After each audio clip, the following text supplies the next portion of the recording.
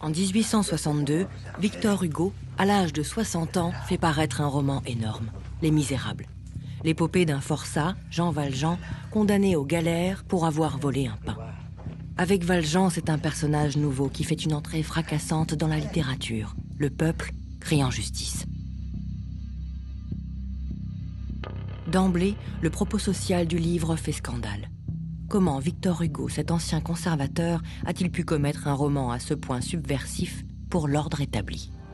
Le chantier des Misérables a duré plus de 15 ans.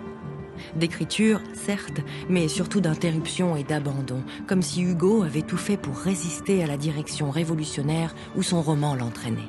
Les Misérables, c'est donc tout à la fois l'histoire de la rédemption d'un forçat nommé Valjean et celle de la transformation d'un jeune auteur, ambitieux et conservateur, en ce monstre sacré qui a donné la parole au peuple, Victor Hugo.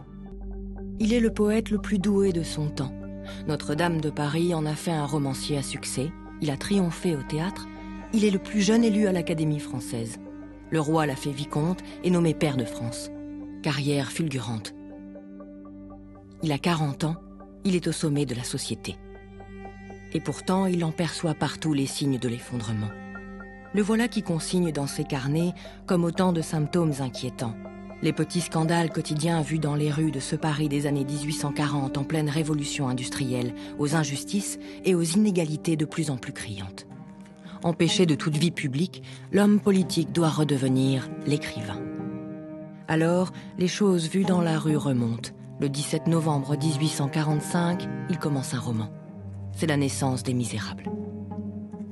Le voleur de pain devient le bagnard Jean Valjean. La prostituée maltraitée devient Fantine. Victor Hugo, lui-même menacé par la justice, pose d'emblée pour ses personnages les scènes clés d'une histoire de rédemption. 1851, coup d'État de Napoléon III.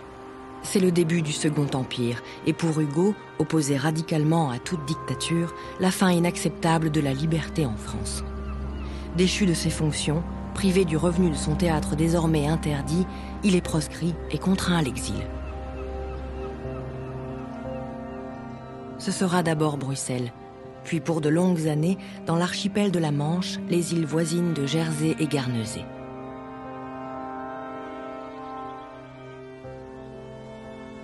Commence alors pour Les Misérables et pour Hugo cette période fascinante, où son roman inachevé le poursuit comme une hantise. L'esprit a beau insister, Hugo ne parvient pas à répondre à l'appel du roman. Pendant de longues années encore, le roman restera paralysé dans la parenthèse de cette rêverie vertigineuse.